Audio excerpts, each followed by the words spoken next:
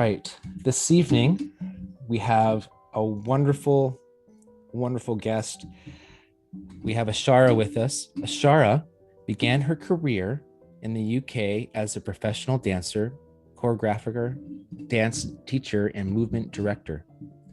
She trained in London for 8 years and earned 2 degrees in dance.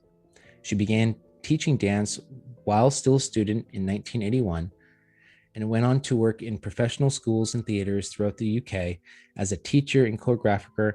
I can't say that word. She co-founded a touring dance company, creating a repertoire, performing, and teaching.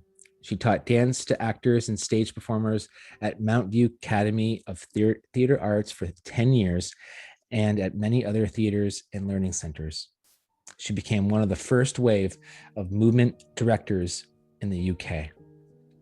On her return to her native Canada, she certified as a professional life coach and worked in private practice from 2001 to 2006.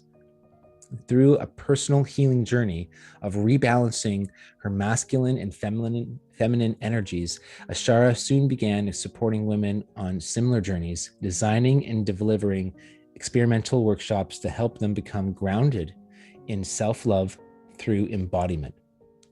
In 2012, Ashara felt called to reimagine her offerings to align with 5D and the energies of the new earth. She started to use her dance expertise and attune to the cellular matrix of the feminine creative vessel. She began to sense the female body as a cauldron for the primordial fluidity of the divine feminine. And she recognized that as a dancer, she carries a codex to unlock the power of movement and dance for deep transformation. In her radiant circles, Ashara holds space for an immersion into the palpable field of our inner body. Here, we become fully present to our feminine creative power center and learn practices that fully release our higher feminine wisdom. Once this is anchored in feminine dance alchemy, she teaches a personalized guided experience of movement as the quintessence of life. As we activate the sleeping movement within ourselves, we discard the habitual, encrusted, or prescribed ways we have always moved or danced. Our feminine creational vessels become free to birth the lucid movement and dance, which have the power to harmonize our innate divinity with the field of ceaseless change and the effortless joy that characterizes the fifth dimensional realms. Ashara is an initiated Wiccan priestess, a relentless learner. She is currently also a priestess in training at the Priestess Presence Temple of the 13 Moon Mystery School lineage, where she continues to recatalyze her gifts to the octaves of the fifth dimension and beyond.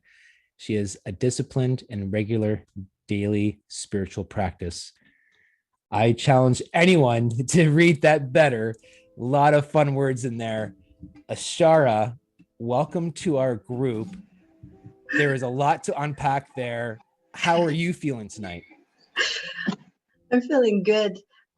I just thank you for reading that, Phil. I just want to make one little that my workshops are not experimental. They're experiential.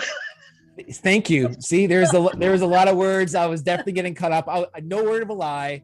I was reading that before we started tonight. I was like, hey, gotta get this down because there's a lot of stuff here. And yes, as you all heard, I definitely struggled, but thank you, Ashara, for correcting me there. How are you feeling tonight? And what's been on your heart and mind? Well, I have to, I'm going to confess this to everyone. I do feel a little nervous because I've never been in this situation before. I've been on round tables where I've had maybe a 5-minute spot, but to have be interviewed and have everyone sort of, and this is from somebody who can stand in front of a class or on a stage live and not have any problems. So it's kind of interesting. This online thing is kind of interesting. I'm not used to working in this in this context. So yeah, a little bit nervous, but really excited as well, and very grateful to be here. I'm very honored to be part of this community and to be invited to do this. No, absolutely. We've been talking for a number of months now, and this has been planned for a little while. So this has been something that's been coming up, and we've been very excited to have you on and have a conversation. There's so much going on right now. When we've talked, there's lots of movement, and it is so important. What we were talking about was, in order to heal, we need to move. We need to move forward. We need to keep our bodies moving. We need to keep our hearts moving. We need to keep our minds moving. How do you use movement in your daily practices and some of the things that you work with your clients and with your workshops? Well, I think the first thing I want to say about movement is that we take it for granted, right? We do take it for granted. Movement is the quintessential element of life. So by that, I mean that nothing can happen without movement. Absolutely nothing can happen without movement. So we talk about sound and we talk about color. And then there's this really interesting word, vibration, that we use a lot. And if you look vibration up in the dictionary, what it is a rapid movement back and forth. So it is actually a movement. And by using a different name for it, we've kind of bypassed the fact that it's movement. But it really is movement. So everything that's produced in life is about movement. Nothing is ever still. This is our creational, the creational, I don't know, essential way we are. Source is always creating. There's never any stillness. There's always movement. So by getting in touch with the movement in our bodies, the body has a movement memory. And it isn't necessarily having to do with dance, but it can have to do with dance. But it has a movement memory. So when we get in touch with the movement in our body, we're able to create a new relationship with our bodies and a new relationship with that movement, and become very, not just familiar with it, but also enjoy it. It becomes pleasurable. So, and that then relates out to the movement of change in our lives. And how many times do we get stuck in that thing of like, we don't like to change, right? Change feels uncomfortable. So a big part of it for me and for the way I work with people is to get people into that thing of like embracing change, but not just as a theory or just as something that we imagine or think about, but it's actually in our bodies. Oh, this feels good, this movement. Yeah, like that, So, I mean, that's it in a nutshell, really. No, that's fantastic. So how did you come across, this kind of outlook and this insight into movement? Did it happen when you were in the UK developing those teachings, or did it happen when you came back over here to Canada? Great question, Phil. It actually happened when I came back here. So when I was living in England and had my dance career, I was very wrapped up in traditional dance trainings and traditional dance teachings, and in actual fact, dancers don't relate to their bodies in a very deep way. It's just very physical, right? And it's about muscles and looking in the mirror and having beautiful lines and all that kind of stuff, right? So I was very wrapped up in that when I was living in the UK, when I had my career there. When I came back here, what happened was I couldn't work anymore in what I was working on there, because there just isn't enough theater here to go around. So there really were no jobs. I couldn't go back to teach. I would send in my CV and they would look at it and say, yeah, it's great, but we got somebody else doing that, So I just couldn't get any work.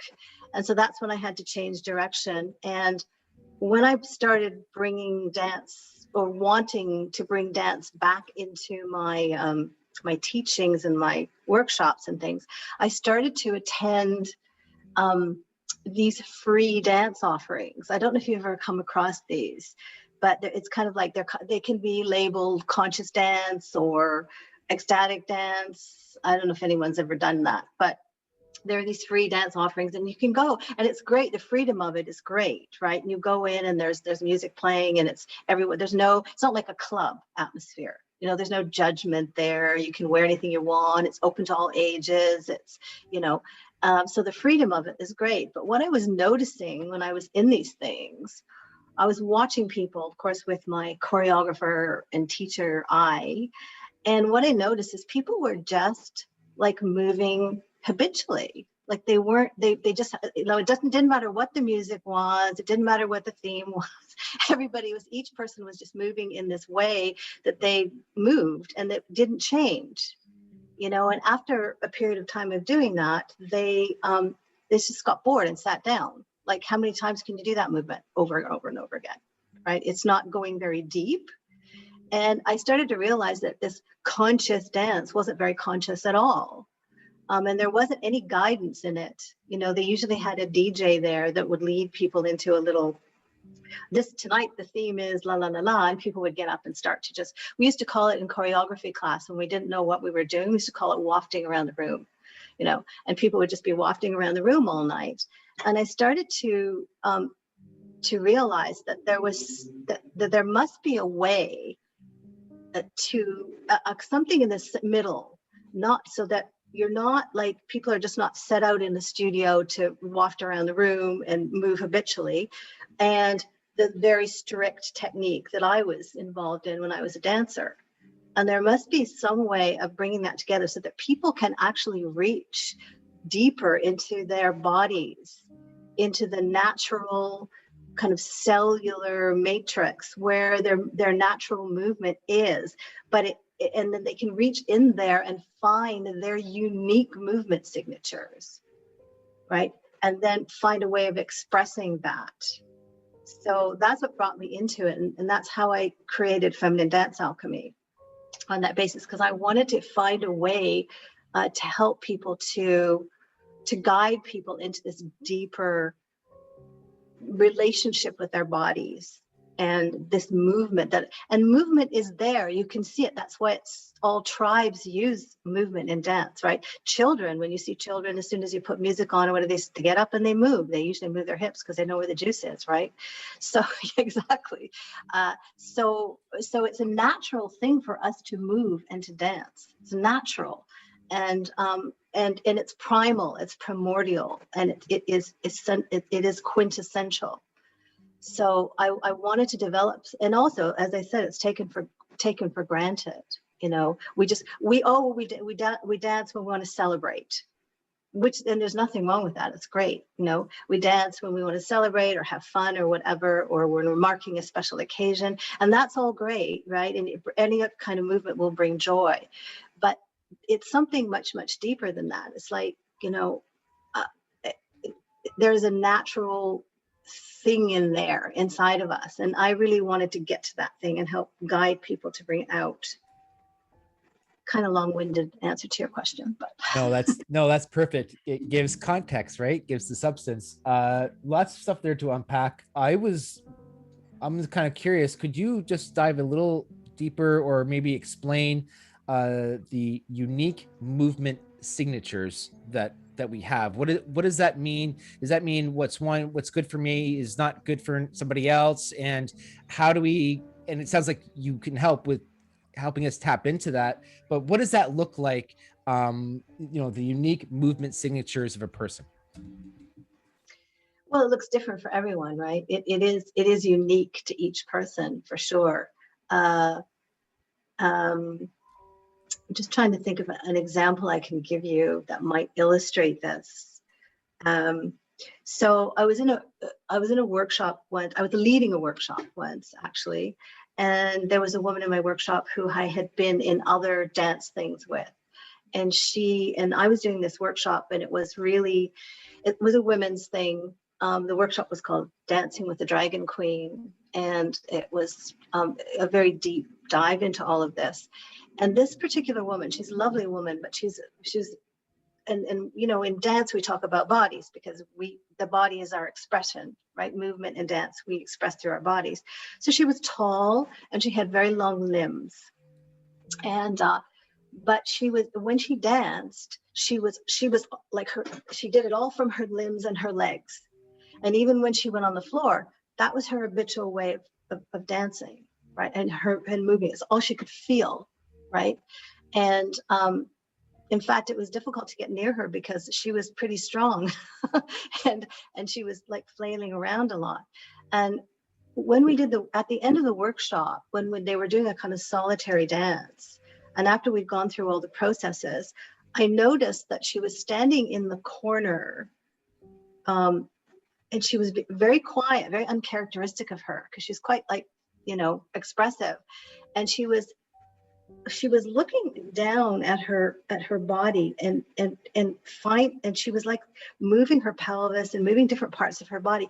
And it was such a beautiful sight, because it was like watching a baby discovering its toes for the first time, that she was discovering that she had different parts of her body that she had never even considered moving, or never felt. She'd never felt them. So from there, you know, now she has a basis for which to explore something different from just what she was always doing before. And what will come out of that, I don't know. Everything is very unpredictable from there, you know, because everybody's very unique. But I can tell you, when it starts happening, it's the most beautiful thing you've ever seen. It really is gorgeous to see people, you know, find their movement, because it is truly ecstatic.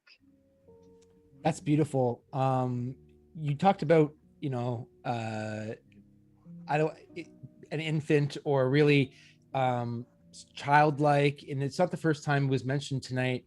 So would you say that, you know, this dance, or this kind of movement healing, is really getting in touch with our inner child?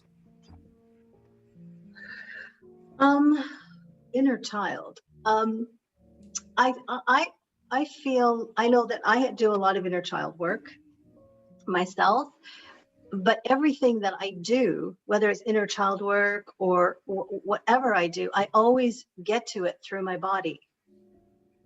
I always get to it through my body.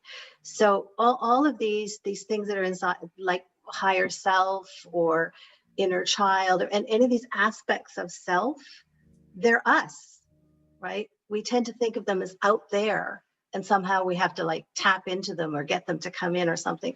They're there, they're inside of us. And once you learn how to ask them or request them to come forward and bring their energy forward so that you can actually see them and communicate with them, then it's much easier than sort of pulling them in from somewhere out there. So the answer is yes. I mean, it's very easy. It's much easier to get to those parts if you go directly through the body, because the body, to me, you know, if we think of having four bodies, as we know, physical, emotional, mental, and spiritual, a lot of people mulch around in the mental and emotional bodies a lot. And it can be, and this is not, I'm not talking about spiritual bypass here, but if you go through the portal of the physical body, it takes you right into the spiritual body. It has the capacity to do that, so that you don't have to sort of mulch around there so much, you know, and that you can get into those things much easier through the portal of the physical body. So yeah, inner child, absolutely. Just threw in a question into the chat there. Would it be getting in touch with our sensuality? That's a big part of it. Now, I have to say, and we have both men and women in this group, and I specialize in working with women. So there's certain things I can't speak to in that, but definitely for women, for sure, that's a big part of it. Yeah, but also for men. I mean, you know, men can feel their bodies too. Absolutely. Well, in the bio that you gave there, you talked about how when you came back, it sounds like you came back into Canada, and then you went through a personal healing journey to rebalance your masculine and feminine energies. Can you take us through that journey just a little bit?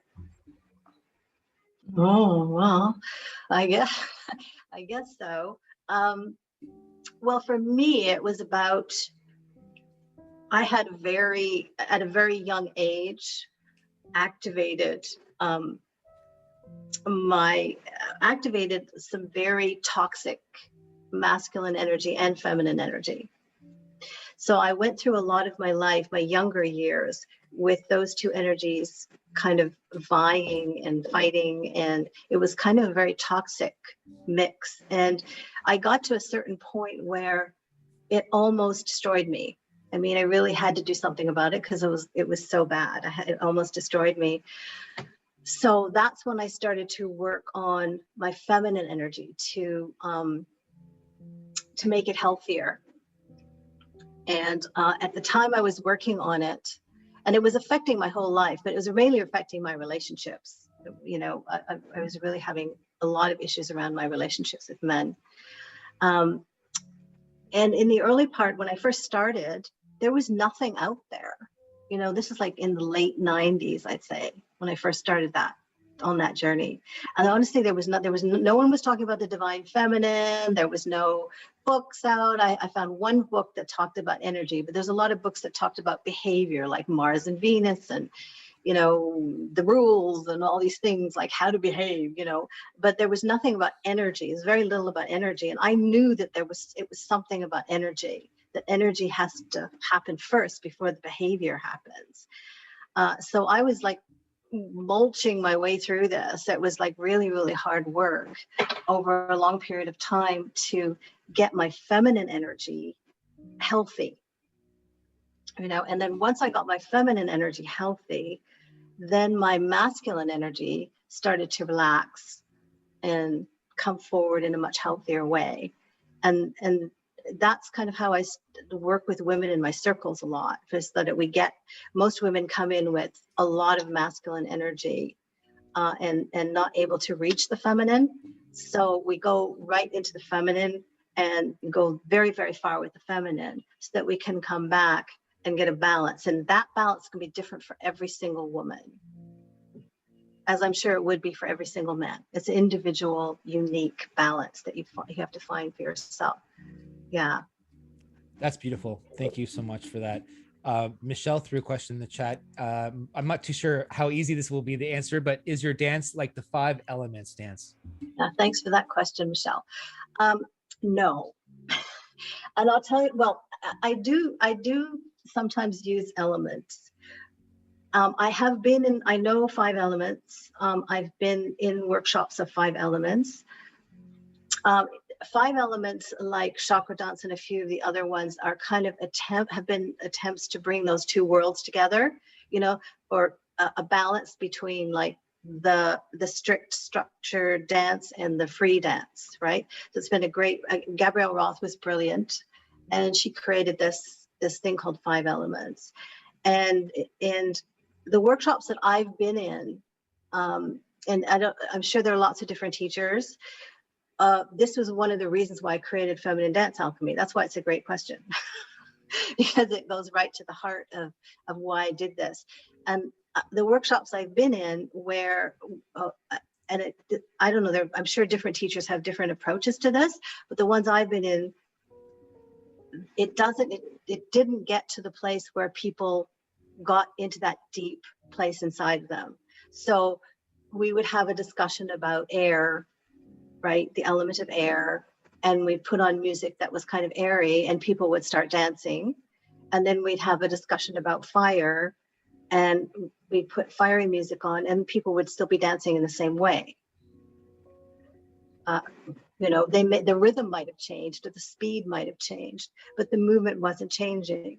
So I found that and again, I don't know, I haven't been to a lot, I'm sure there are lots of teachers that do it in lots of different ways, but that for the 5 elements is, it's a fabulous idea. And but the actual, when you actually implement it, it doesn't always work with people to get to that deeper part. So what I do with feminine dance alchemy, I just go, it's a much deeper dive into your individual cells, basically, to figure out what your individual movement is. It doesn't mean that I don't bring in the elements, but sometimes I do. But yeah. That's amazing. It sounds like, with a lot of this, habitual movement, what we're trying to do here is really break the programming. And because that habitual movement, to maybe correct me if I'm wrong, but it really sounds like just some really hardwired programming that we haven't been able to really address yet. So we're dancing like Elaine Bannis on the dance floor every single night. And when there's other ways we can express ourselves, does that resonate at all? It does. As above, so below, right? So right now, we know that there are so many programs that we've been in, right, that are now being smashed and broken open through what we've been going through, right? We know people have been programmed for a really, really long time. So when you're working with the body, that's kind of the below, right? That's the below part of being able to break apart those programs in the body so that we can start feeling some fluidity, right, and flow in the body. And when you feel that in your body, it starts to emanate out into your life. That's amazing. That's what we talked about that too, is really changing the inside so we can change the outside around us. And so many of us try to change the outside with our movements, with things that we're doing around us, to maybe control our environment or to control situations. And with little or no success, and we keep doing this very habitual things over and over again, hoping for different results, but getting the same results every single time. Yeah, absolutely. Yeah. Actually, Farah mentioned something in the chat there, something about music. How important, we're talking about, physical movement and dance, but how important is the audio or the musical piece in conjunction with this modality? Well, I do use a lot of music, sorry. For this, what happens with a lot of people when they hear music, I'm speaking as a choreographer now, is they tack on to the rhythm, right? And the way I like to use music is to feel into the energy of the music. So that's what we try and do. And then also I haven't done it yet, but I'm starting to think about bringing in sounding and chanting, and making music ourselves, in circles as well. So it's quite important, but it's important to not understand is not the right word, but to be able to feel into the energy of it, as opposed to just, oh, I'm putting on a piece of music and we're going to now, dance to the beat. So yeah, but I use music a lot. I love to use music, and I'd love to use live music. I haven't been able to do it yet, to find somebody to work with yet who does live music, but I'd love to do that. That's fantastic. I think whenever we're trying to look into different modalities, I think we'd be very, very surprised of what's out there, what tools are available to us that we haven't been privy to before. And it sounds like you're tapping into something really, really special. Can you tell us a little bit how obviously your work in the UK has a lot to do with it, but how has your work as being a life coach helped you with this modality as well? Well, life coaching is, you know, how we can all do a lot of great, we can all do things, a lot of things really well, but they aren't necessarily our passion. That's kind of how I feel about life coaching. I do it pretty well, but it's not really, wasn't really my passion. But what I took away from it were the certain skills. The skills are amazing, the basic skills. Um, and When I'm doing my circles, I certainly, you know, the skills of listening, the skills of what we call powerful, asking powerful questions, being able to hold space, and being able to give everyone their unique expression, or space for their unique expression. I bring all of that in all the time. I use those skills constantly, not just in my workshops, but in life in general. I use them. So very important, even though I'm not a practicing coach anymore. No, I think we definitely take all of our tools that we learn on our journey and really adapt them to like you just said, our passion. Where is our passion? Where what drives us? Utilizing those tools and letting them work for ourselves and assisting others. But I know you've said numerous times with me, you know, you're not a healer. You're just providing an opportunity for people to heal themselves. True. Yeah. Great question from Tish here. Can establish, because you just mentioned it as well, about your unique signature of movement, impact our physical health in such a way as to help us reestablish our normal weight? Oh, I don't know. I can't really speak to that because, I mean, it's possible, I guess. It's possible. It's not something that I consciously bring into my workshops, but I think that I call my work transformational and creational, but that doesn't mean that healing of various kinds doesn't take place, right? Because I think it just takes place naturally anyway. So that could definitely give rise to a healthy, as you say, a healthier version of yourself, for sure. Yeah. That's fantastic. I think it's so important, you know, to try new things if we're looking at ways to change. Movement, it sounds like, is a great way to change, because movement is change. And if we're looking for something different, or we're looking for something new to help us heal, I think whatever is really in true resonance with our spirit, that's is what's going to help us heal those wounds that are coming forward. And finding our unique movement signature, I think, will definitely help us become the authentic selves that we're truly meant to be. Yeah.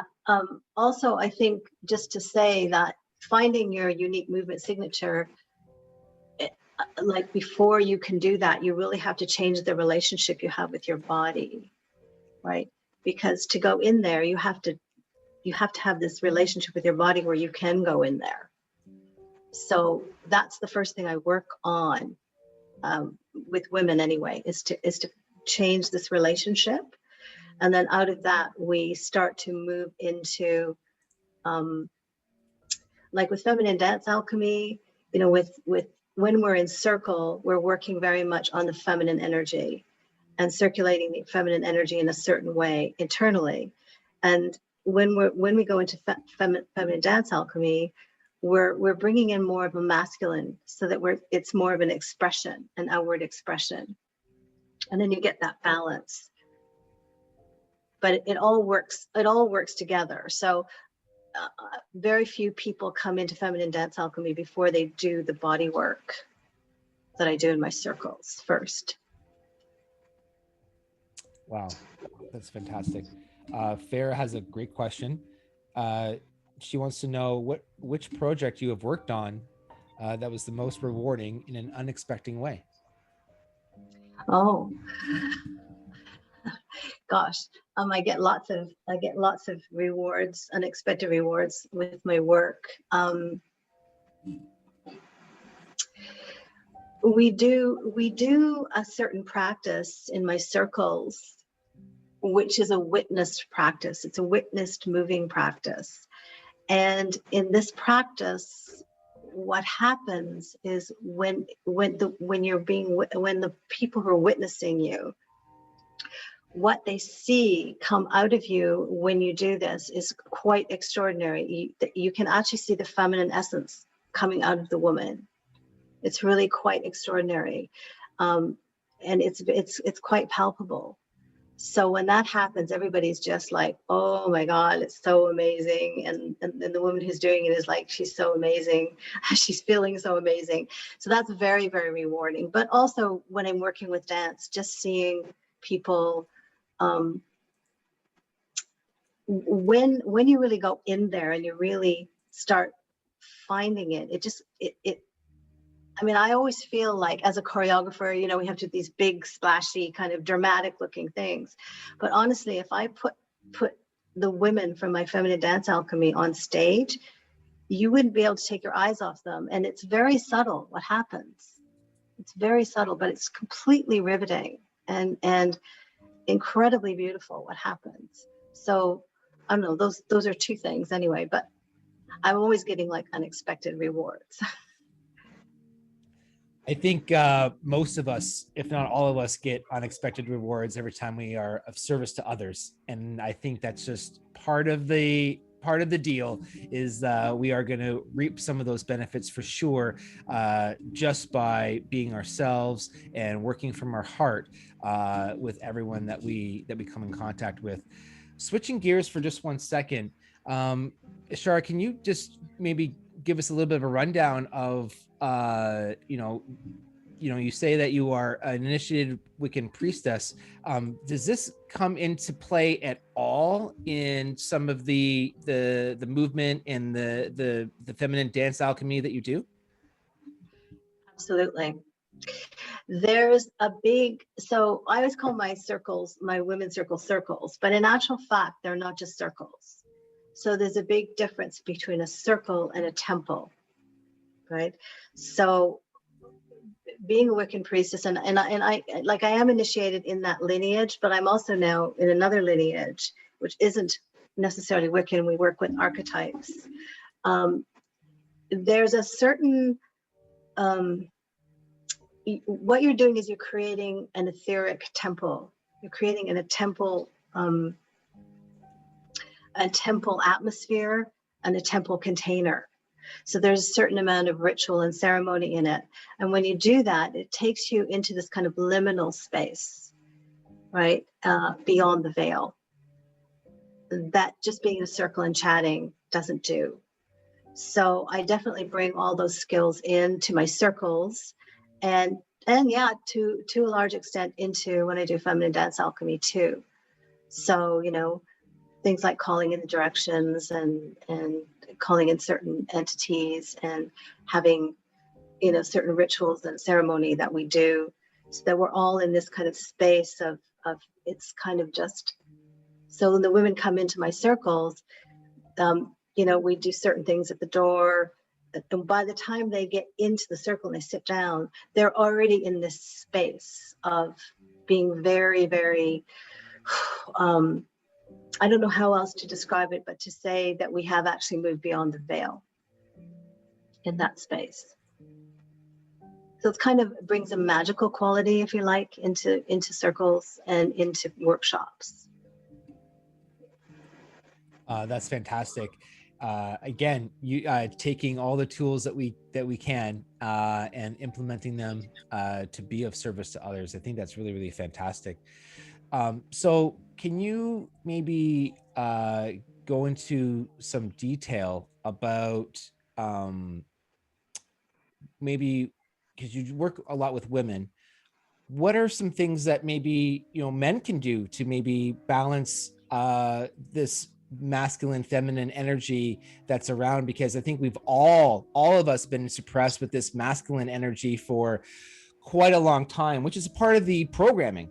You know, we can get into that as well, but what are some things that maybe some of the guys here can do to help balance? Is it really simple as maybe doing some of that spontaneous dance, or doing some movement, or maybe finding, how do we find our, our unique movement signatures in these kind of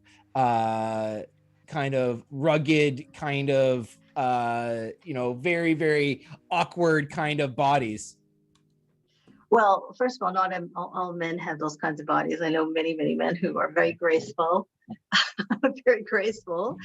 Um, you know what? I really can't answer that question because, as I said to you a number of times, like I don't know. I specialize working with women, so I don't really know how men operate energetically, and I work with energy. So, and the way I work is I work in a very deep and subtle way. So I could say, yeah, get up and move around and dance around, or, but I don't know if that would. I don't know. I honestly, to be honest with you, Phil, I don't know. I don't know how to answer that. What I do know is that I think, and we've talked about this, I really believe that men need their own workshops, right? Where they can feel like they can really express themselves amongst other men. And, one of my dreams is to have that Hieroskamas thing where men are in their own, women are their own, and then we come together at a certain point once the programming is all fallen away from all of us. That would be so amazing if we could do that. I think so as well, and I think men could really benefit from doing a little dance too. I think I saw Raymond with his dance floor on a little earlier. He was getting he was getting in the emotions of it. But I think it, like you said earlier, like really, really early on, these are a lot of these things make people uncomfortable. Going to a wedding and just getting on the dance floor, that's uncomfortable for so many of us. At the school dance, or when there was school dances back in the day, or what have you.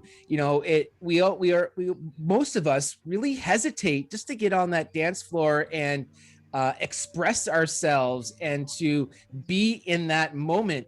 We're so caught up in the anxiety, or like you talked about, what people are going to think of me, the shame, the guilt, all these types of things. But I think, some of these modalities that we're talking about today would really release a lot of these hesitations for people moving forward. Absolutely. And sometimes I've often thought of changing the title Feminine Dance Alchemy and replacing the word dance with something else, because I think that a lot of people are scared.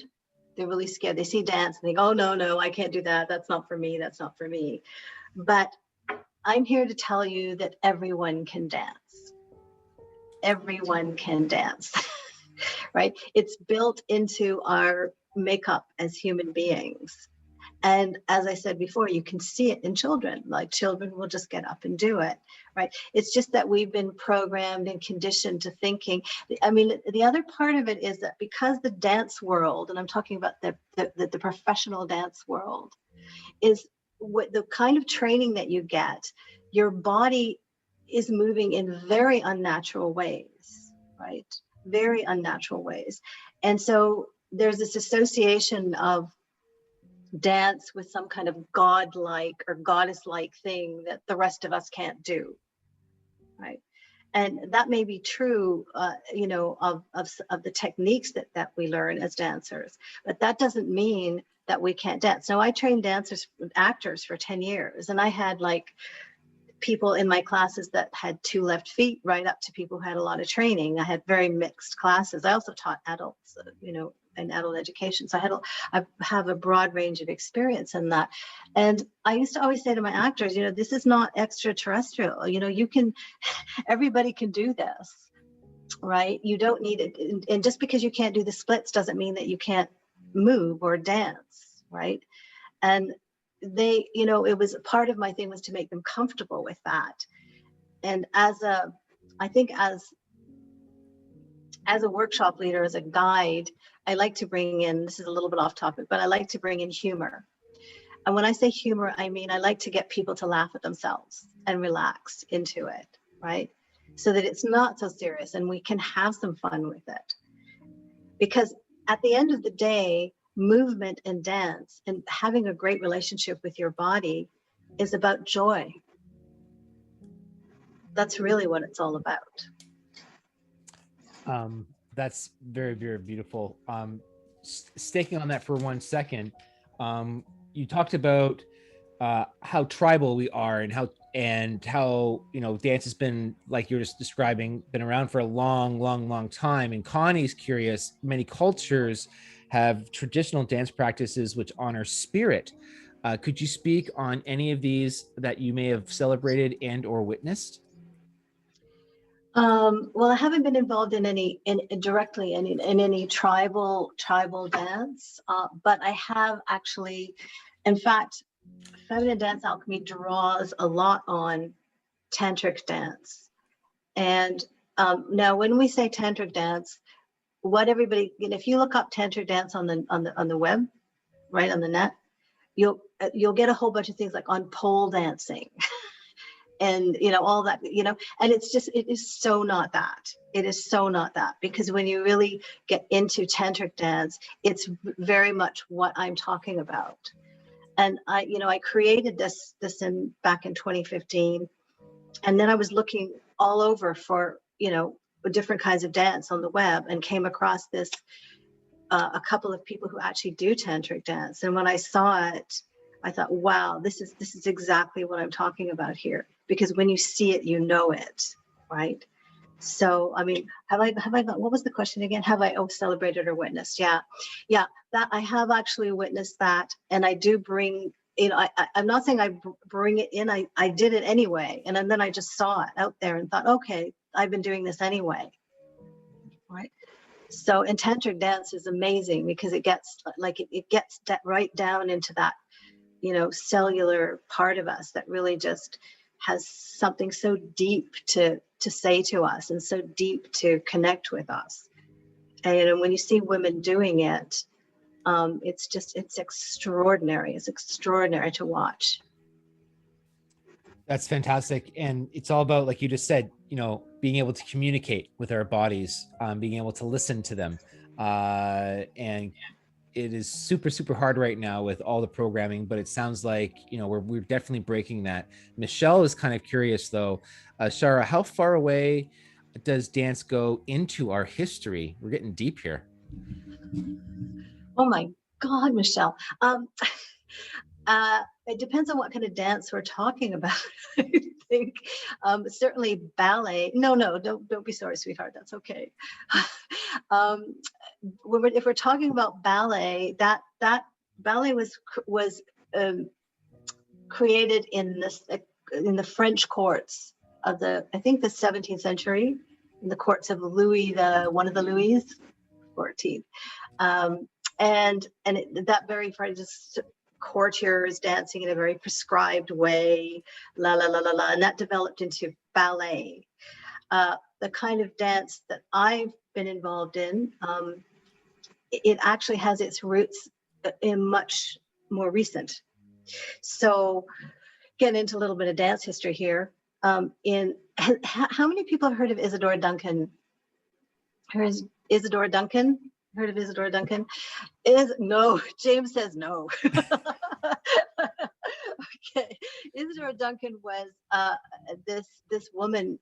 She lived it was back in the 20s in the States, and she decided that we have to take our corsets off and we have to dance in bare feet, which was extremely, back before the 20s, that was extremely, radical. And she became very famous for dancing doing this free dance without all these constraints. Unfortunately, she had a very short career because she died in a very nasty way, very young. She's very famous for these long scarves. And she had a scarf wrapped around her neck, and she was driving in an open vehicle, and it got caught in the So shouldn't be laughing, but she didn't leave a lot of legacy because of that, except for the idea of that freeing up of dance and away from the ballet strictures. So then the more interesting part of this is on the West Coast, there was a couple named Ted Shawn and Ruth St. Denis, and they had a dance school called Denis Shawn. And in that school, and remember, this was at a time when dance was either very classical or if it was either very commercial. You know, it was like in nightclubs and things. She brought all kinds of different ethnic dance things together, like she brought flamenco and yoga and you know, all the different types of dance together. And she taught, and the people who went to her school are dance pioneers. Martha Graham went to that school. Doris Humphrey went to that school. Jack Cole, which is my lineage, went to that school. So it doesn't go back very far in the respect of the dance world. But dance itself, I think, goes back to the beginning of time, whenever that was, right? People have been dancing since, you know, we've been human. Absolutely. That was beautiful. Thank you, Michelle, for that question. And thank you, Ashara, for that. I think at this time, if there's nothing else for right now, we do have something special that Ashara has prepared.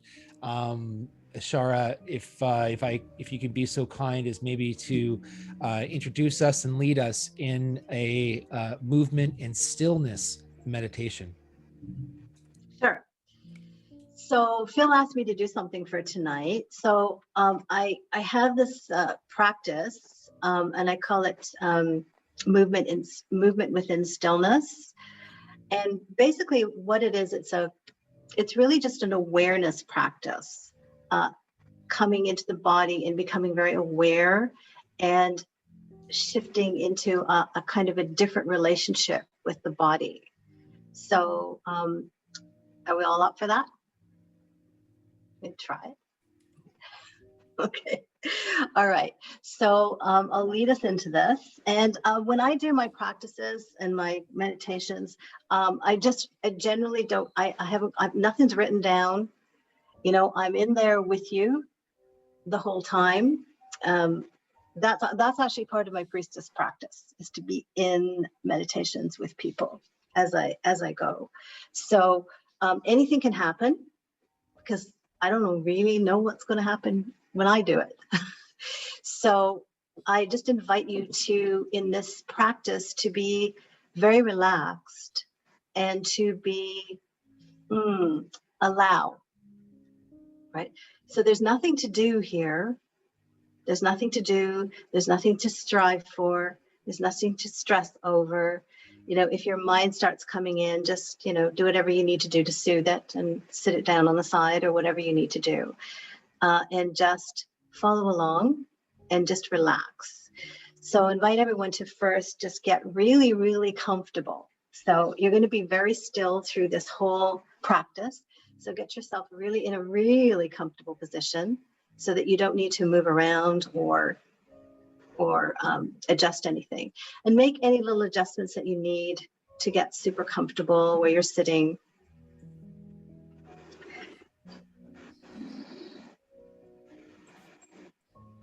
Okay. Okay, you can feel the energy settling a little now. Good. Okay. Okay, so just close your eyes and just become very, very still.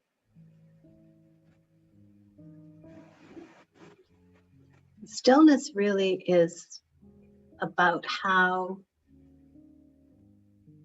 we engage with the space around us. And if we stop engaging with the space around us, we become still. That's all it is.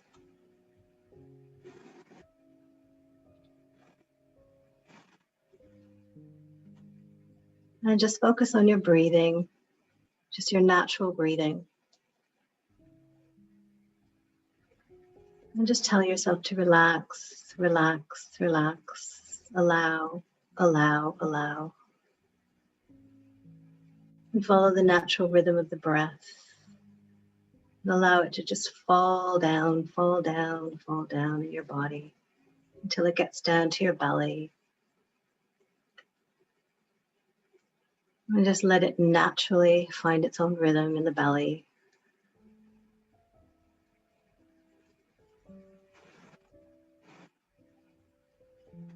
And just sit with this for a few seconds. Just feeling your body and feeling your breath. Rise and fall of the breath.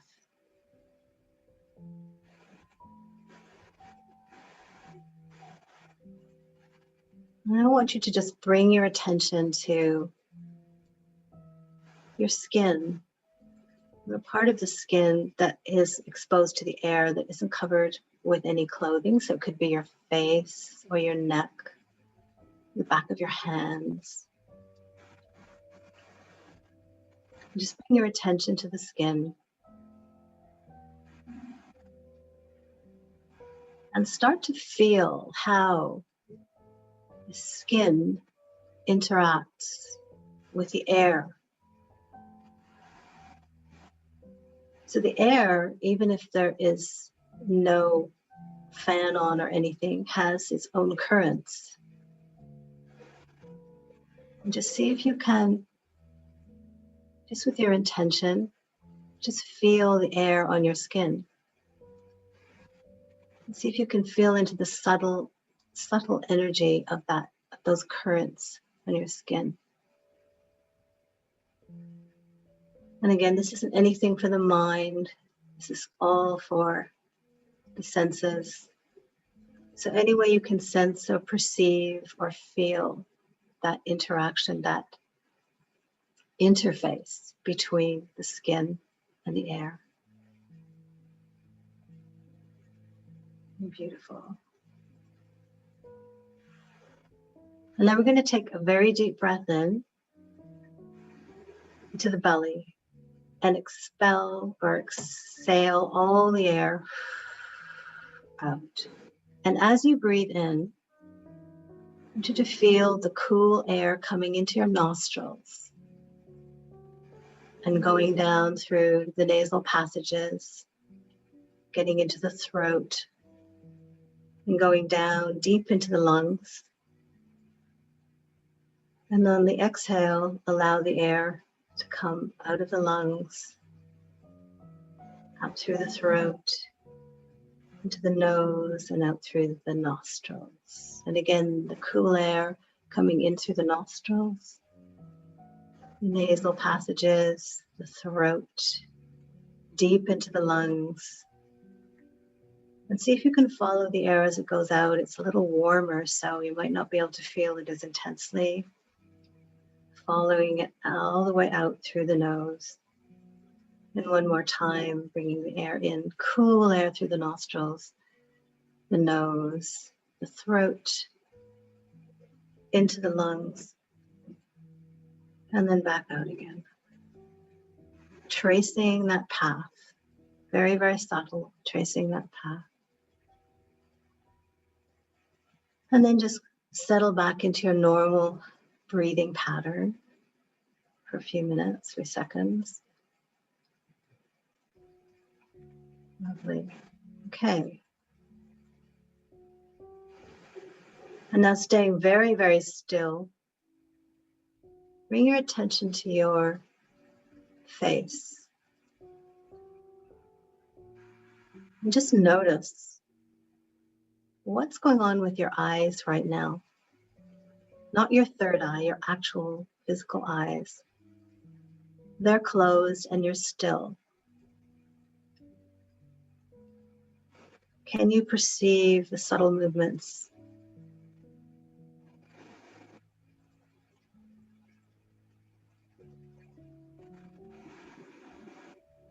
And then coming down into the nose, what do you notice about the nasal passages as your breathing is going in and out?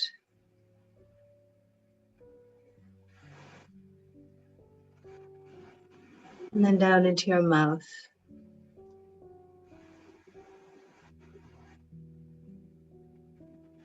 All this happening while you're very still.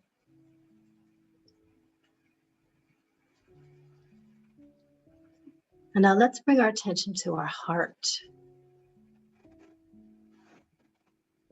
Placing the attention on the heart, staying very still. Now, we often talk about the heart as beating, and we associate that beating like a drum beat, something that we can hear. And it definitely is something we can hear. But underneath that beat is a movement that we call a pulse. See if you can connect to that pulse, the pulsing of your heart.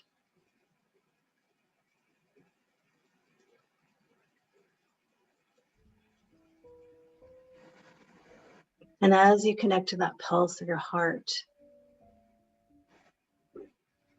asking inside for the movement of the blood through your arteries and veins and capillaries to come forward to show itself to you as your heart beats. And just notice the global fluidity of your blood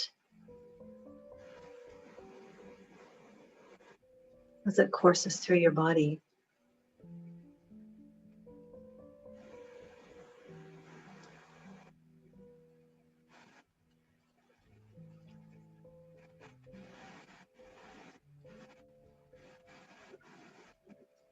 Now let's move down into the digestive organs. What's going on there? If you feel any discomfort there, just send it some love. And see if you can connect to any movement down there. There's often air moving, fluid moving. If you've just eaten, there might be a lot of movement there.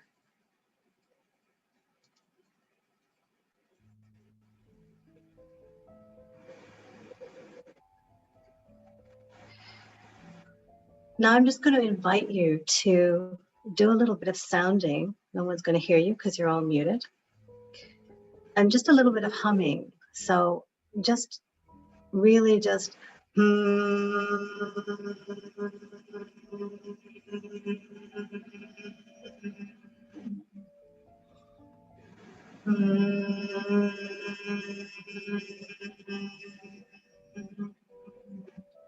and as you hum, just bring your fingers up to your throat. See what you can feel as you're humming.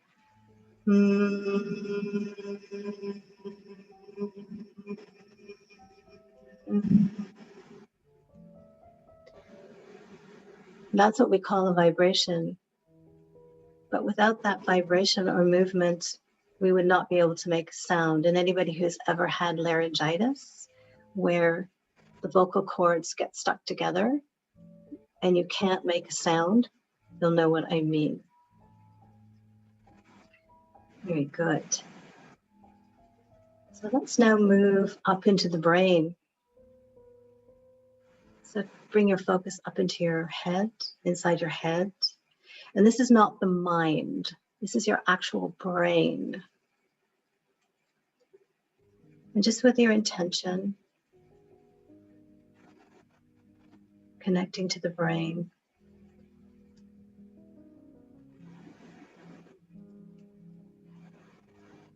And just sense or perceive or feel, if you can feel, all of the electricity in your brain, all the electrical charges and synapses going on all the time.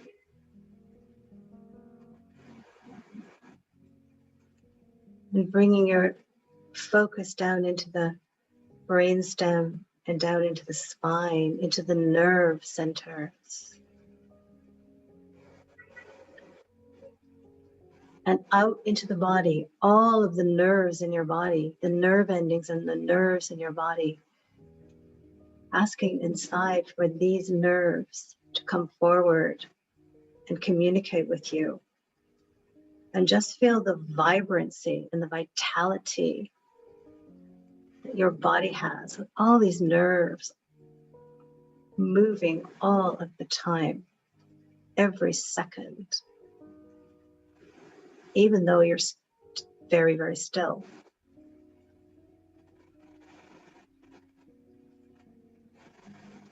And now we're going to go a little bit deeper. And again, using your attention. There's nothing to do here, just intend to move deeper into the body, asking your cells to come forward to meet you.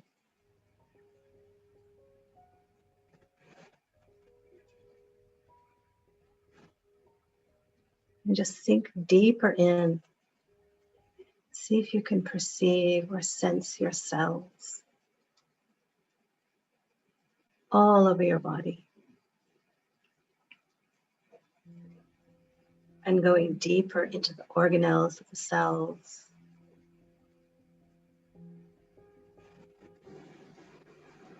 And even as far as into the DNA. Nothing to do, just asking and intending for this to happen.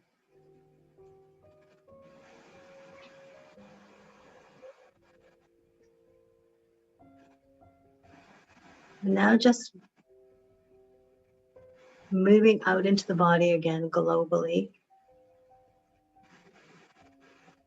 And just sit for a few seconds and just sense or feel or perceive what's going on in your whole body right now.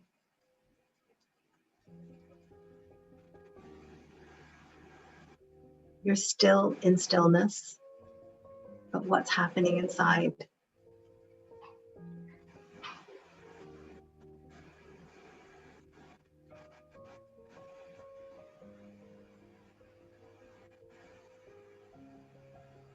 And now we're going back to that first breath that we did. So we're going to take a deep breath in. And exhale all the breath. Bringing the cool air in through the nostrils, the nose, the throat, the lungs. And this time bring the sense of that breath into your heart and pause. And bring something to mind that you're very grateful for in this pause. And then just allow this gratitude and love to wash through your whole body, cascading down like a beautiful waterfall. We'll do that one more time. On the inhale, bringing the cool air into the nose, throat, lungs, into the heart. Pause. Thank you. And on the exhale, let that gratitude wash through your whole body.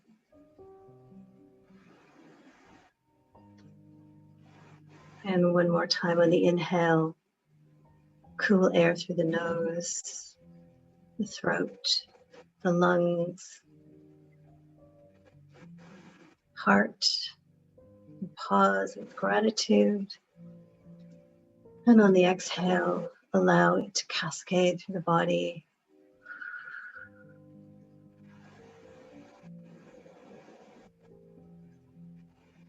Bring your breathing back to your normal rhythm. And just sit for a moment and recalibrate. Sit in empty presence and just feel what's going on for you.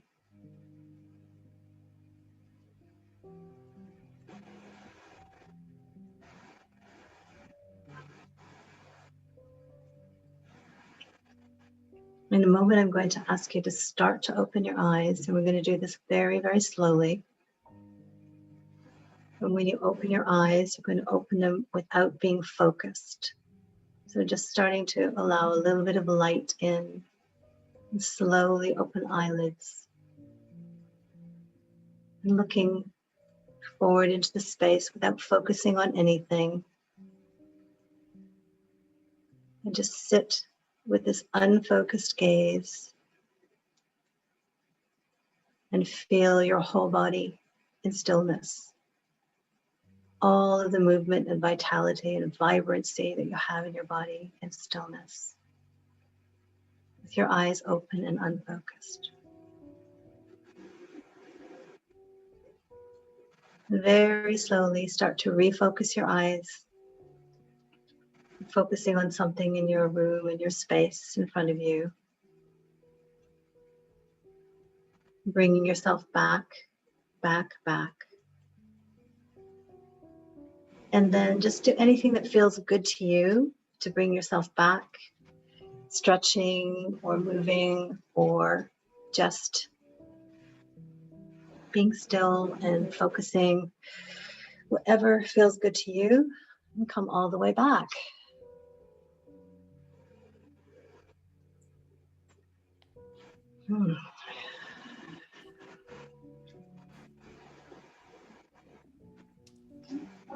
Wow. Thank you, Ashara, for that. I loved the one of the earlier, the skin, and just feeling that wind. There is no fan in here, but you can definitely feel the currents. Absolutely. I thought that was absolutely amazing. Thank you so much for that wonderful meditation. This is a time where we can also, all of us can share our experiences as well. I know we like to be able to do that in our meditation group on Sundays. So I do invite all of you to share with the group in Ashara your experiences and how you found that meditation.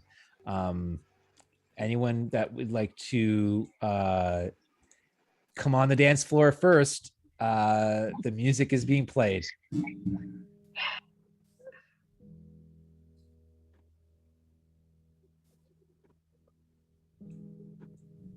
We'll give a second for everyone to look at each other, and then someone. Yeah, you know, it takes a few minutes. It takes a few minutes because we, you know, language is like a left brain activity. And I've just taken you way right brain, way right brain. So sometimes it takes a few minutes for the languaging to come. I get that. Yeah. Here comes a couple. We got James with his hand up first, though. Hi, James. It's good to see you again, my friend. Hello. Oh, thank you very much. That was very, very nice, very inspiring. I was curious earlier. I asked a question with how the approach was when you were actually doing your meditation or inspiring the movement, and when you did the meditation, it kind of answered how you're dancing. So the breath is really how to bring the breath through the movement, and that really that was really inspiring. And the way you did the meditation was really interesting, because I actually noticed that my body is due for a couple of good hours sleep. So it's just been with what's been going on a planetary base. I'm noticing that I'm not getting appropriate sleep during the night. So, but I mean, I'm not the only one in this case. So, no, it was really nice. Thank you. I just hit the spot. I appreciate it. Thank you. Pleasure. You're wonderful. Thank you. You're a wonderful woman. Thank you, James. You're a gentleman. Thank you. Thank you. Yeah, I just want to comment on that because it's really important. I know I've been having the same thing, right? It's like really erratic sleep. And I think a lot of us are, because with the physical body, we are raising our frequency, right? All the time. And the physical body is struggling to keep up with that all the time. So I think there's a lot of disruption in our physical, you know, what we do physically, right? But this kind of work can really help, I think, because it raises the vibration, not just, you know, our spiritual vibration, it raises the vibration of our physical body too, so that it's easier to meet. Those two things can meet more easily. So yeah, thank you for that, James. Thank you. some great comments and some lovely thank yous in the chat. Oh, yes. Thank you. Linda thought she was lost there for a while. So did I, Linda. No worries there. And then Carol didn't want to come back. I can empathize with that. So that's fantastic. Connie, you have your hand up. Yes. Oh my, did we have an adventure there? Thank you very much, Ashara. Yeah, I love that spontaneous meditation because we're in it. It's so in the moment. It's not been planned. It's been spontaneous and serendipitous, and it takes us and all together to the same location. It's amazing. So I am a water sign, and this full moon, as James said, is just pretty intense. And this meditation has been such a joy for my body to experience it, and the dance that I was able to participate in. Began instantly right off the bat with the air touching and kissing my skin, little tiny kisses all over my skin, and it was just incredible. And then the breath work, of course, like when I feel the breath enter my body, it swirls like like billows of clouds or smoke. When you're watching the smoke dance off the fire, and so that was just entering and coming in my vessel and out my vessel, and oh, it was just such a pleasure. And then when I enter my brain and down the stem, it's just like electrifying, just stimulating and regenerating, rejuvenating. And so those are about as far as I wish to go right now, because it did get quite intimate with me being intimate with me. And I think that's the whole process. I think that's what you're trying to present to us this evening, is that when we choose to love ourselves and get intimate with ourselves and feed ourselves what it is that we've got divinely within our vessel. Yeah, it's beautiful. So I say about that much. I thank you very much. Thank you, Connie. Such a beautiful description. Thank you so much for saying all of that. It's gorgeous. And you mentioned in your experience, you mentioned the elements, right? You mentioned all the elements. That's how we experience the elements, right?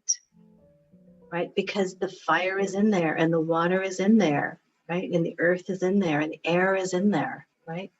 And when we can get deep inside, we can really experience that, really experience it.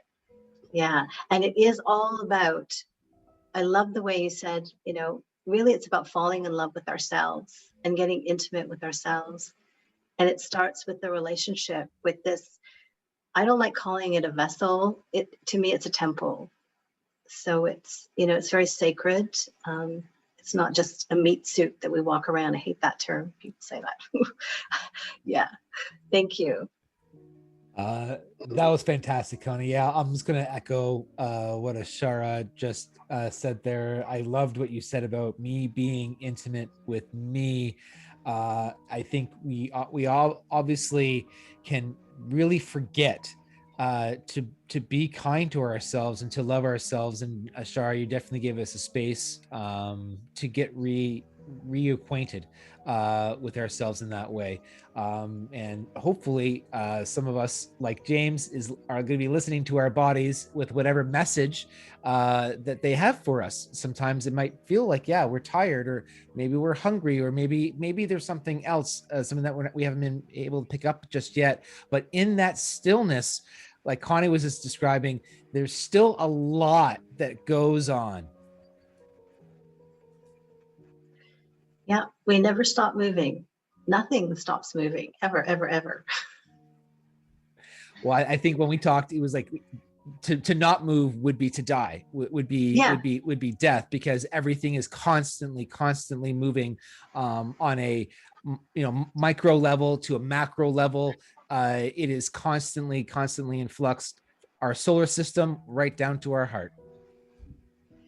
Yeah, so if anything else, I'd like to bring to people the appreciation of that constant movement, and out of that constant movement comes constant creation as well. I'm writing that down. Constant movement, constant creation. That's beautiful. Thank you. Does anyone else would like to share about their experience during this time? There were some lovely thank yous. Does anyone want to, again, step out on the dance floor and do a jig with Ashara? Raymond, wonderful dance partner. Thanks, Phil. I just wanted to say that because I'm an empath, I feel music. That's how I choose music, by feeling. And I also have danceability. So it depends on how I let it flow. So we feel it just as much as anybody else. I think it's all human-based vehicles that can feel it when they open up. Absolutely. Yeah, it's all natural. It's all there inside of us for sure. Yeah. Yeah. That was beautiful, Raymond. Thank you so much. Patty, welcome. Hi. So Ashara, such an interesting thing happened. This is the first time that I've been aware of this, but as I was feeling myself move towards the love that was really beckoning me to embrace myself, I could feel this resistance, and it was all in my mind. It was the resistance around myself. So it was really very sad for me to feel that, but it's I think just really good that I felt that and realized that's really a part of my life. It has to be, if it's pulling me away from myself, and likely that's a big part of I don't want to get too deep, but I think you know what I mean by that. Do you? Have you? I think so. Pardon? I think so, but go ahead and elaborate a little if you want. Well, no, that's all I wanted to say, was just I could feel the resistance towards the embracing myself. Yeah. And it's not uncommon, like a lot of people, especially, absolutely. Especially with women, when we first start to go into those places that we haven't maybe gone into before, it can be a bit frightening. And sometimes resistance comes up. And what I always say to everyone when they do this work, it's all information. It's all important information. So if resistance is coming up, then that's something to explore if you want to explore it. Yeah. Fantastic. Thank you, Patty, for the question. Thank you, Ashara, for that wonderful answer. Anyone else want to share their experience or have a question for Ashara? I'll give it a go. Yes, please. Is that okay? I haven't put my face on because I'm in my pajamas and I just wanted to be relaxed. So it's nothing about you guys. I just wanted to enjoy the experience. And Ashara, it was beautiful. Absolutely beautiful. Thank you. I love meditation, and one of the things that I've been working on over the last year and a half is allowing. And I've come to love myself so much more, and going deep into the brain and into the heart. I just love that. And actually I wrote some of it down so that I can, so I'm a bit of a weirdo in that way, but I just loved it so much that I wanted to be able to recreate that again. But I love the way you could feel the breath as it was coming in. And I loved the way my heart felt when I was giving gratitude. It was just beautiful.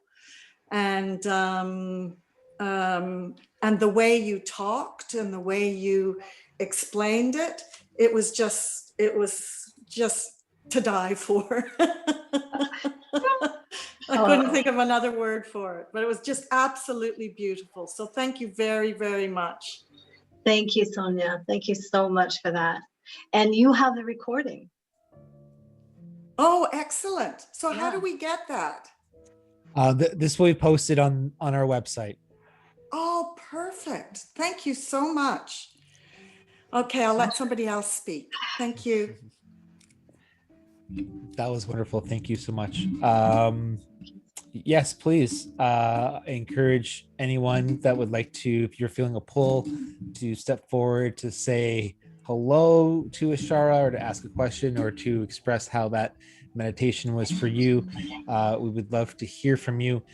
This is what it's about, really. This is about the connection and the vulnerability.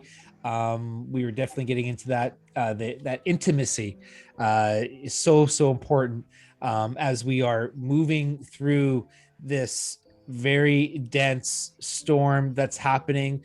Ashara, you're talking about it earlier about, some of the physical side effects that we are feeling because of it.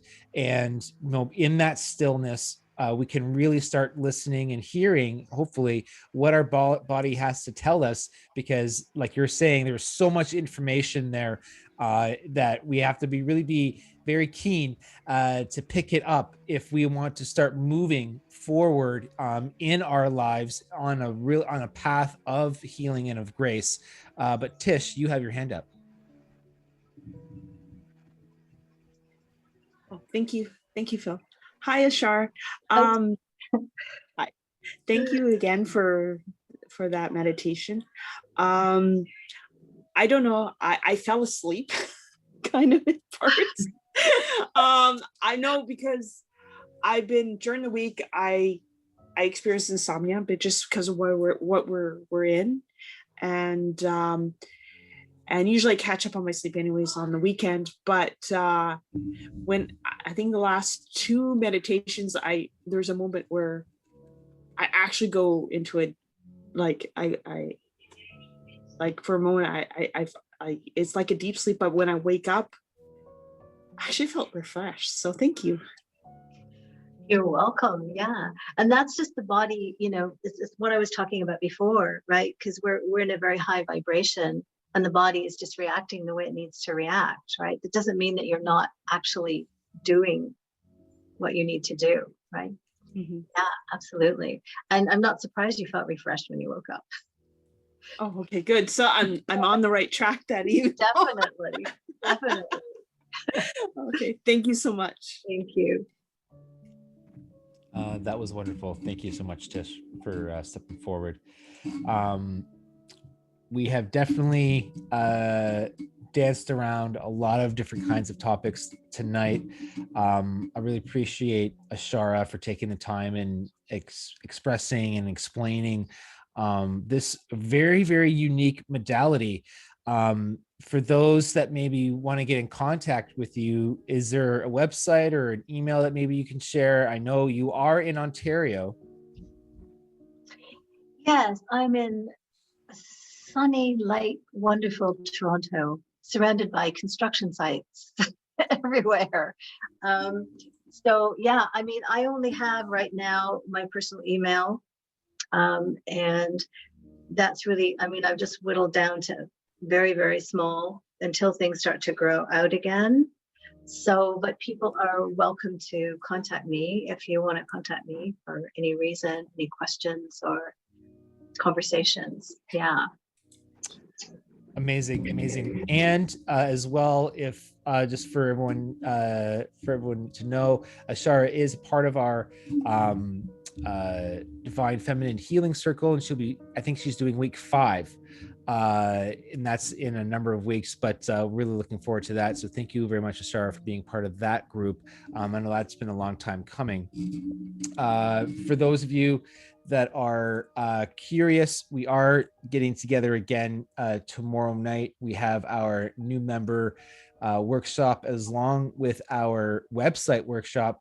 So if you've been on the website, but you're just having some issues navigating, or if you have some questions, we will have Caroline with us, who has been an integral part in developing and designing that website.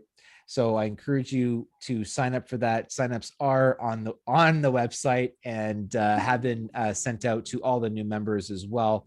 We will be getting into what it really means to be part of Connecting Consciousness now that you're here, and then answering any of your questions that you may have about that as well.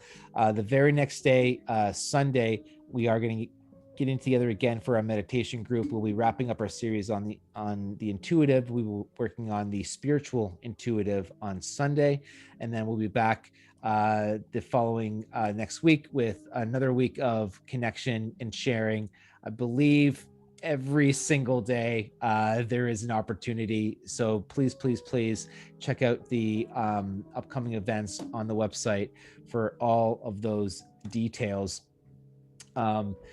Just very quickly, before we go, if we can have Michelle come in and pull a card for us.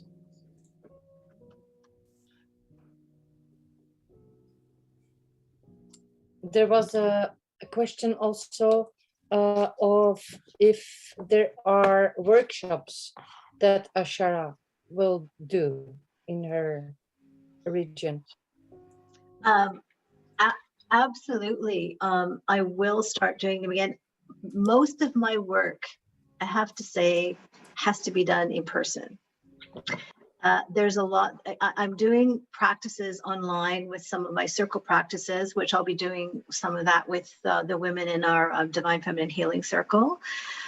And I can do some of them, but most of my work has to be done in person. So I'm waiting for things to open up. I'm hoping that there'll be some venues opening up in our community where I can actually bring this to you.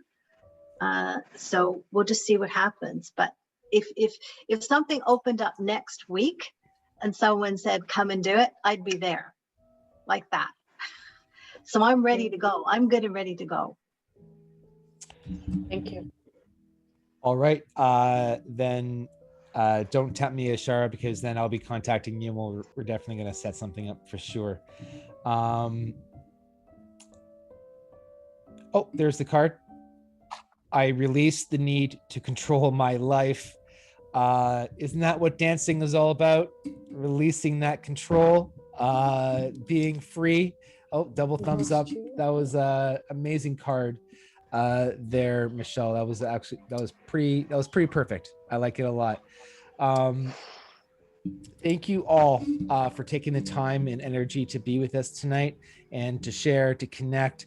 Like Ashara was saying, we are raising the vibration by doing this, by being here, by connecting and speaking about these matters. We are effectively changing the world inside out. So I appreciate all of you for taking the time to do so. Ashara, thank you so much for taking the time and energy out of your day to share with us about your journey and what you've been working on and what you have been able to offer to the community. And hopefully we will be able to schedule something very soon for our Connecting Consciousness Canada Women's Dance Alchemy circle. I think that's going to be absolutely fantastic.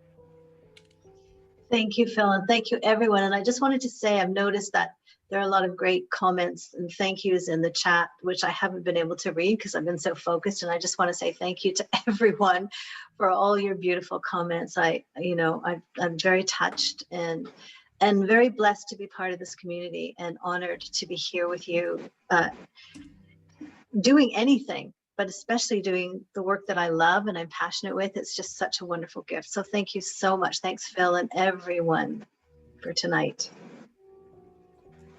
Amazing. Thank you so much, Ashara. Thank you, everyone. Be kind to yourself this weekend. Be kind to others.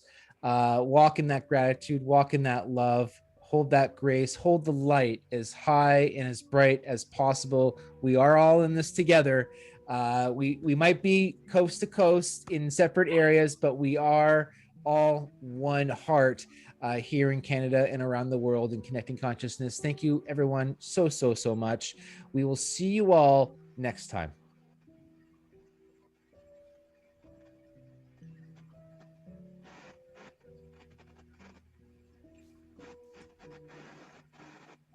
Bye. Thank you.